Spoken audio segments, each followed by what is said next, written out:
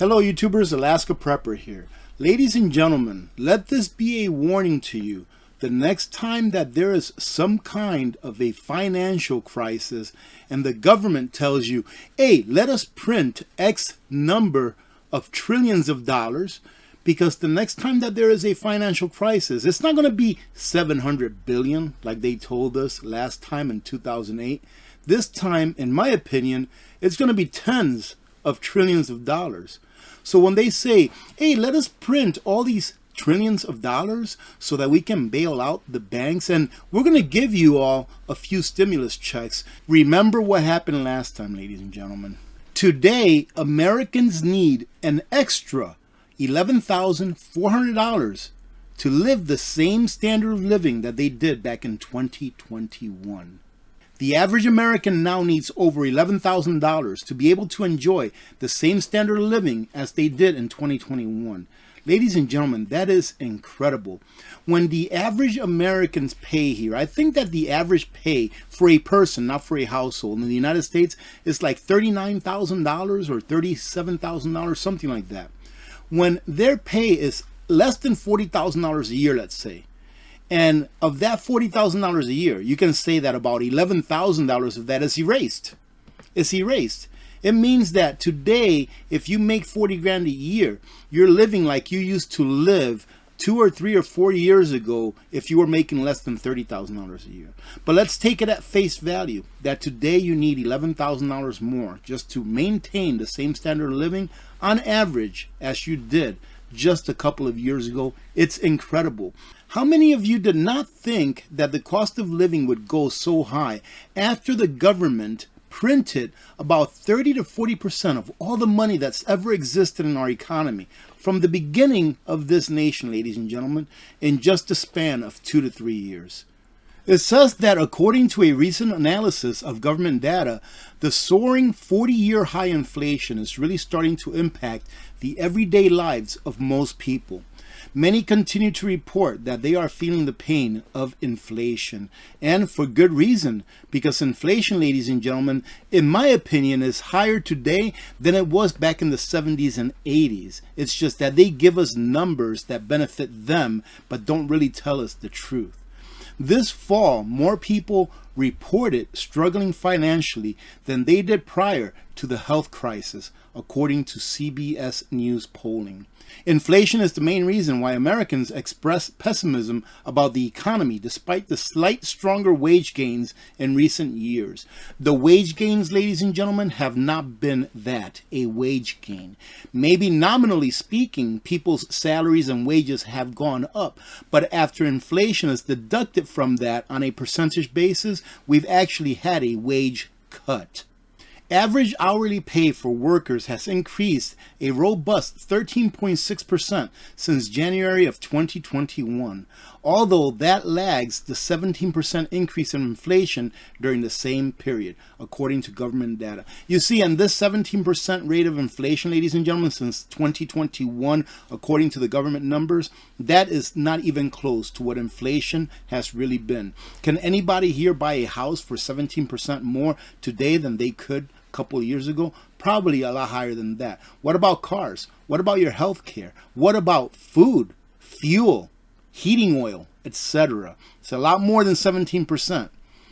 The main categories requiring heavier spending for consumers simply to tread water are food, transportation, housing, and energy, which together account for almost 80% of every dollar in additional spending, according to the analysis from the Republican members of the U.S. Senate Joint Economic Committee.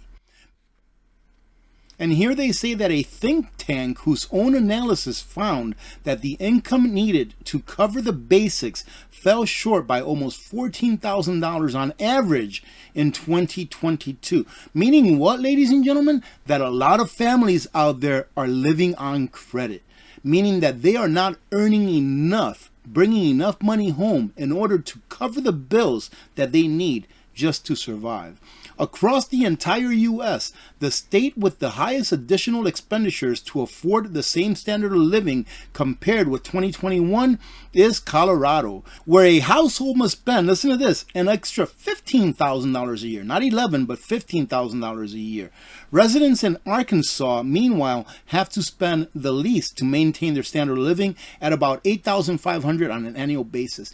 Even the least at $8,500 a year more today than just a couple years ago, ladies and gentlemen, that is a lot. Even $8,500 a year more is still a lot, because I would say that most families did not get an $8,500 pay raise in the last couple of years combined. But everyone needs to spend more, and many don't have the wage increase to do so. Debt is spiraling out of control, and not just the debt of the ruling class, but those of the slaves that they control. And ladies and gentlemen, this is what inflation does. It makes those that already have assets get richer, and it makes those that have to work, that have to go out there and trade their labor for dollars, it makes those people a lot poorer. I will say this again, ladies and gentlemen, because it is true. In my opinion, of course, because I'm not a financial advisor, but the very best way for you to protect your wealth, i.e. your excess wealth, meaning that pretty much everything that you own is paid off. And even if you do have a house note, I think that's reasonable. But make sure that you save in some gold and some silver. But first and foremost, before you even do that, save in gold and silver, make sure that you are prepared. Make sure that you have a generator. Make sure that you have a reverse osmosis water filtration system. Make sure that you even have a small solar generator, because it makes a great complement to a generator, etc. Have food, have water, etc., etc., etc., ladies and gentlemen. Then whatever you have left, make sure that you put it in gold and silver, because throughout the history of mankind, ladies and gentlemen, gold and silver has always kept their purchasing power. And that is why governments hate gold and silver, i.e. real money, because it maintains its purchasing power, while the government likes to strip the purchasing power away from fiat currency, because it is very easy for them to do so. So make sure that you get out of debt the best that you can, that you preserve your wealth with real things like food, like medicine that you know you're going to need, water filtration systems, and of course, always gold and silver, which is God's money. Having said that, I hope that you got something out of this, and I hope to see you tomorrow during our live stream at 4 p.m. Alaska time, 8 p.m. Eastern time. Other than that, ladies and gentlemen, God bless every one of you. God bless America. I'm Alaska Prepper. I'm out. I understand that most of us don't really have a choice on where we do our shopping for just regular consumer items. Well, I'm here to tell you that we can make a difference in taking a chunk out of the big box store's profits by doing one simple thing, and that's buying as much American made as we personally can. I hear it all the time, buy American. Well, for about the last 10 months or so, I've been buying my everyday consumer items from this company. Why? Because I really wanted to see what my experience was like before I told you about it. To make a long story short, take a look at the link below and help to take a bite out of ESG, ladies and gentlemen. This is not for everyone, but I think that if enough of us do it, we can make a difference. And yes, ladies and gentlemen, I know I'm going to hear it. I will make a small commission from this, all right? From anyone that makes a purchase, I will make a small commission. But that's not really what this is all about. It's about taking back what we've lost a long time ago. So take a look at the link in the description of the video and on a pinned comment, and it's going to say something like switch with AP. We're the ones that have to do it. No one else is going to.